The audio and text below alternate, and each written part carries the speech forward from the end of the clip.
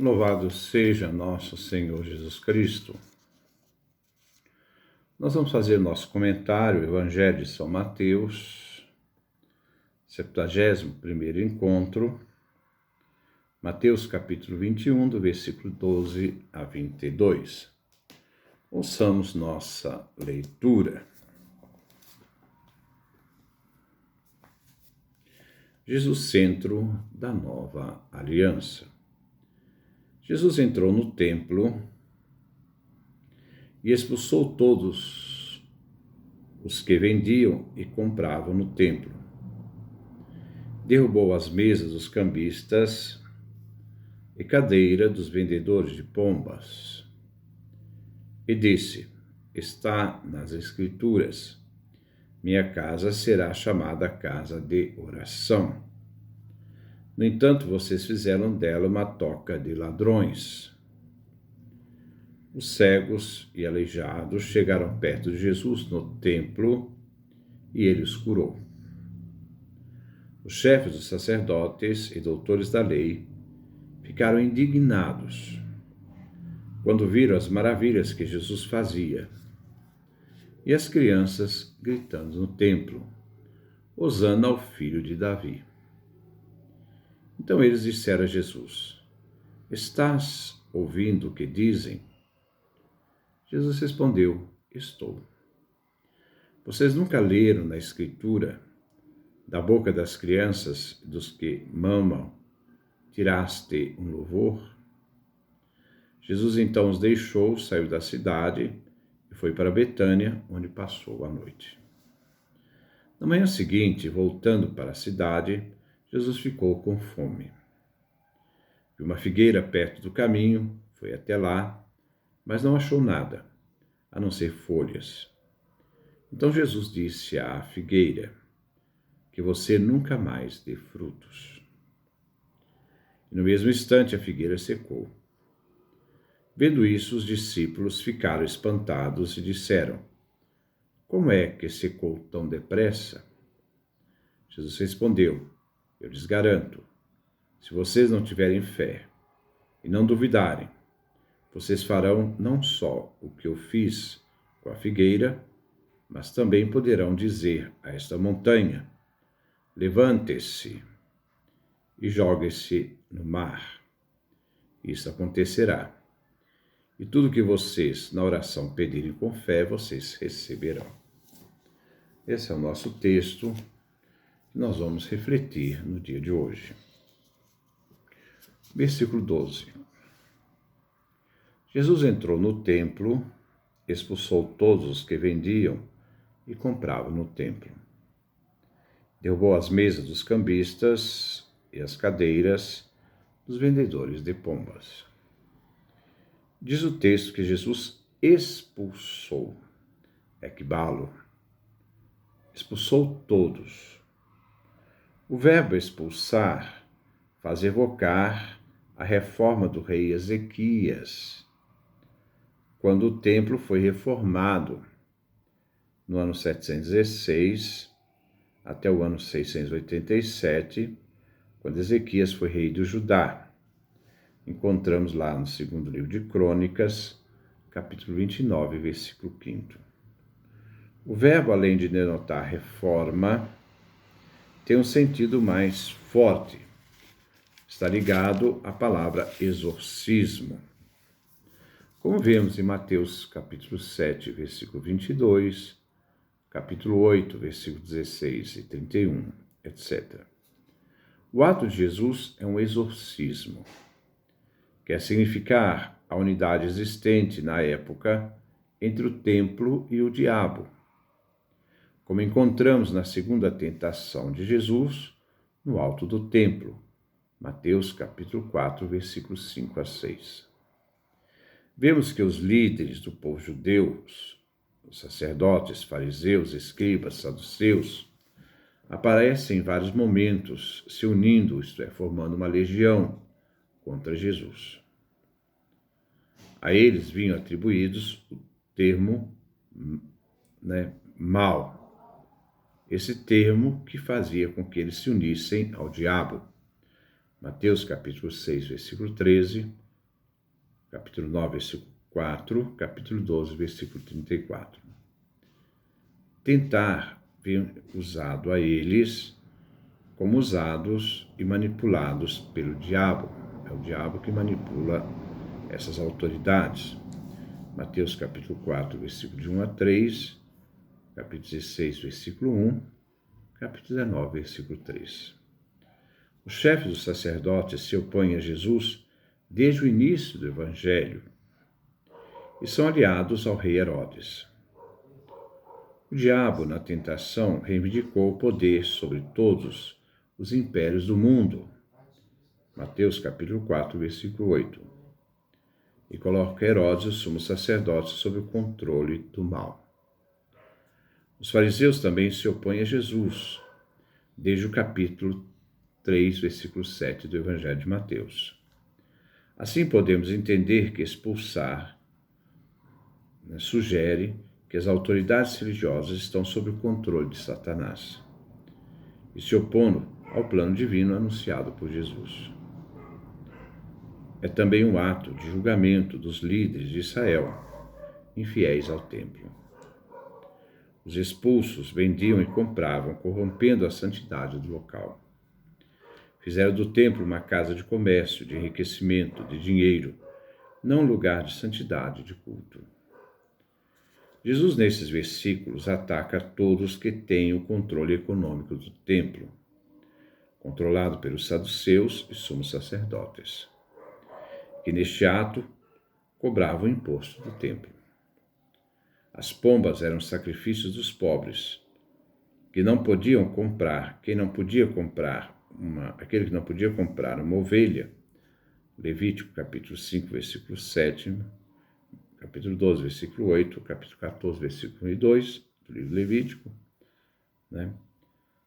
comprava então as pombas. O ataque de Jesus ao templo desestabiliza todo o funcionamento de sacrifício do templo.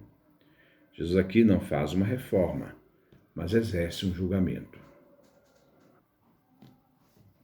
Versículo 13. E disse: está nas Escrituras, minha casa será chamada casa de oração. No entanto, vocês fizeram dela uma toca, um covil de ladrões. Jesus refere à sua ação fundada nas Escrituras Sagradas. A denúncia de Jesus desmascara as autoridades judaicas do templo. O primeiro, ele faz duas citações. O primeiro foi tirado de Isaías, capítulo 57, versículo 7, que é uma visão da reunião dos estrangeiros observantes da lei, da Torá e do sábado, e da entrada dos eunucos no templo. Mateus capítulo 19, versículo 12, para rezar e sacrificar. Os líderes de Israel não pensam em incluir ninguém. Eles têm uma visão inclusiva do templo. Eles têm uma visão exclusiva do templo, afastando estrangeiros e eunucos, que era o sentido de atrair os estrangeiros e eunucos. Isaías falava esse sentido de atração, não de exclusão. Daí vem a segunda citação, a de Jeremias, capítulo 7, versículo 11. O profeta condena os habitantes de Judá e suas autoridades religiosas e políticas. Eles confiam no templo, achando que será uma proteção de refúgio. Jeremias, capítulo 7, versículo 4. Mas o templo não era um lugar mais de conversão e renovação da aliança. As autoridades mantêm um sistema de exploração que leva a injustiças sociais, que agem contra os pobres, atos imorais e falsa adoração. Malaquias capítulo 3, versículos 5 a 12. Enquanto cultuam e se agarram ao templo, não observam as leis e sacrificam, explorando os pobres, as viúvas, os órfãos. O pobre vem explorado, segundo Jesus, a denúncia que ele faz no templo. Isto é, aqueles que estão no templo não observam a mensagem de Jesus, não realizam a vontade divina. Mateus capítulo 3, versículos 7 a 9, capítulo 15, versículo de 1 a 9. O termo ladrões é usado para acusar as autoridades e os comerciantes de serem criminosos, que roubam dos pobres por meio de tributos e sacrifícios, que chegam até a extorquir o pobre por dinheiro, na busca do dinheiro. Versículo 14. Os cegos e aleijados chegaram perto de Jesus no templo e ele os curou. Jesus no Evangelho cura doentes, a fim de demonstrar a chegada, a presença do reino de Deus. A cura quer significar perdão, a misericórdia divina, a presença de Deus no templo. Este foi o último ato de cura de Jesus e foi no templo. Cegos e coxos, segundo Samuel, capítulo 5, versículo 8, eram excluídos de Jerusalém. Levítico, capítulo 21, versículo 16 a 27. Eles vinham excluídos da presença de Deus manifestada no templo. Jesus quer revelar a inclusão daqueles que eram afastados do templo. Eles eram afastados porque não se podia contaminar, segundo as autoridades do templo. Mas Jesus os quer incluir. Com Jesus na cruz, o sagrado não mais se reduz ao templo, mas a toda obra da criação, que é a missão dos discípulos de anunciar a Boa Nova. Aqui nós vemos esse símbolo através do véu do templo que rasga em duas partes. Isto é, que separava o templo dos santos. A partir da morte da cruz, tudo se torna sagrado, né? E todos são acolhidos pela graça da cruz. Versículo 15. Os chefes dos sacerdotes e doutores da lei ficaram indignados quando viram as maravilhas que Jesus fazia e as crianças gritando no templo, Hosana ao filho de Davi. A reação dos chefes dos sacerdotes, detentores do poder político e religioso, era uma teocracia, e dos doutores da lei. Eles exerciam o Supremo Tribunal Federal em Jerusalém, intérprete dos mandamentos da Torá em Israel. Eles se opõem à cura, mas depois também se sentem escandalizados com as aclamações das crianças no templo. Jesus deve enfrentar a raiva daquelas autoridades. As crianças eram naquele tempo marginalizadas. Mateus capítulo 18, versículo 1 a 6, capítulo 19, versículo 13 a 15. As crianças eram incluídas agora no templo por Jesus. Crianças gritando no templo, então era considerado uma afronta à santidade defendida pelos sacerdotes e doutores da lei. Versículo 16. Então eles disseram a Jesus: Estás ouvindo o que dizem? Jesus respondeu: Estou. Vocês não leram na Escritura, da boca das crianças, dos que mamam, tiraste um louvor? Enquanto as crianças louvam, os sacerdotes e doutores da lei ficam indignados. Eles se opõem àquelas aclamações das crianças e do povo que dizia que Jesus era filho de Davi. Eles não querem reconhecer que Jesus é o autorizado para anunciar o reino de Deus e sua chegada. A confissão das crianças se torna, então, uma confissão ameaçadora. Mas Jesus aceita as crianças que gritam, defende as crianças, citando o Salmo 8, versículo 2. As crianças rejeitadas, marginais pelas autoridades, vêm aprovadas por Deus. Em suas aclamações, que também foram aprovadas por Jesus, o filho de Davi, revelou que o louvor das crianças foi uma realidade de inspiração divina a fim de confirmar a identidade de Jesus como Messias, o filho de Davi. São as crianças, não os inteligentes, doutores e sacerdotes, que revelam quem é Jesus. As crianças vulneráveis representam o povo protegido por Deus. Versículo 17. Jesus então os deixou, saiu da cidade e foi para Betânia, onde passou a noite. Jesus, ao deixar o templo e a cidade, significa que a presença de Deus deixa o templo, como o profeta Ezequiel, quando Javé abandona o templo, destruído pelos babilônios. Versículo 18. Na manhã seguinte, voltando para a cidade, Jesus ficou com fome. Nova cena aparece. Ele passa a noite em Betânia, agora volta a Jerusalém. No caminho teve fome. A cena acontece durante a saída e a chegada em Jerusalém. Versículo 19. Viu uma figueira perto do caminho, foi até lá, mas não achou nada, a não ser folhas. Então Jesus disse à figueira: que você nunca mais dê frutos. No mesmo instante, a figueira secou. Jesus, ao sair do templo, revela o abandono da presença divina, a esterilidade de um templo profanado. Agora a cena se refere a uma mensagem que revela as autoridades que são infrutíferas no templo. Aqui quer se referir, através desse gesto simbólico de Jesus, a sua ação que se opõe às autoridades do templo, que deveriam produzir frutos, mas não produziram frutos nenhum. Essas autoridades são chefes, sacerdotes, escribas, anciãos, fariseus, herodianos, saduceus. Que eles não reconhecem Jesus como anunciador da presença, da ação do reino de Deus, o reino dos céus, sua presença salvadora por meio de Jesus.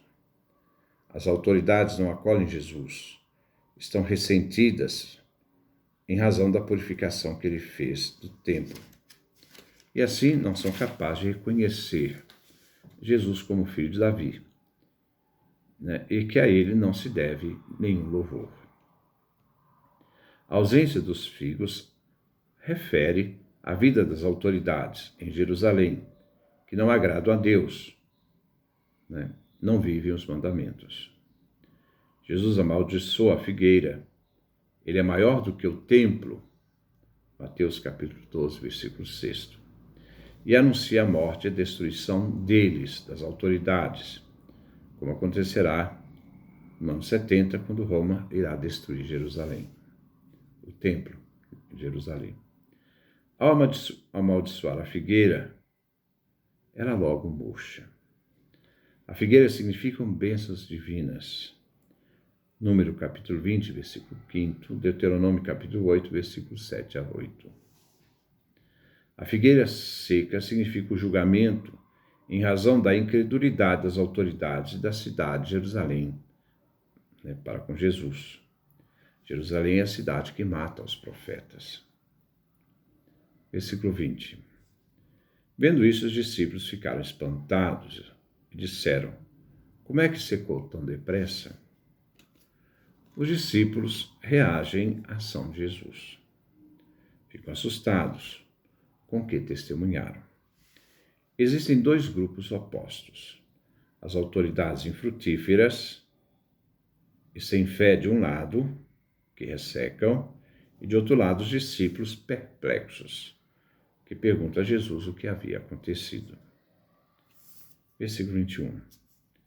Jesus respondeu: eu lhes garanto, se vocês tivessem fé e não duvidassem, vocês farão não só o que eu fiz com a figueira, mas também poderão dizer a essa montanha: levanta-te e joga-se ao mar, e isso acontecerá.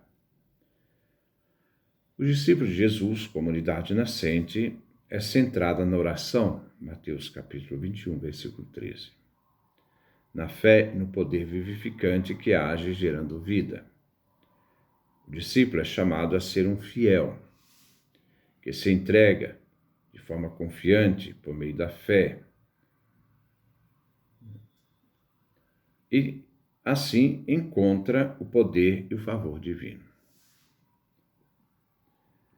Ao amaldiçoar a figueira, Jesus revela o poder da oração sustentada pela fé.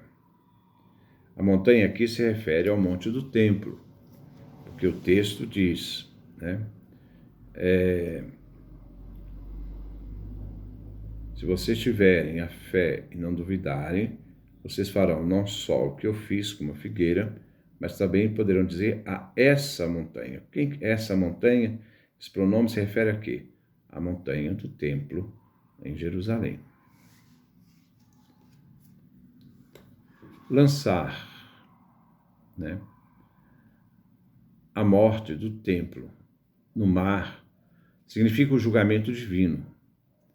Lembremos a cena dos porcos que são lançados ao mar por Jesus, Mateus capítulo 8, versículo 28 a 34.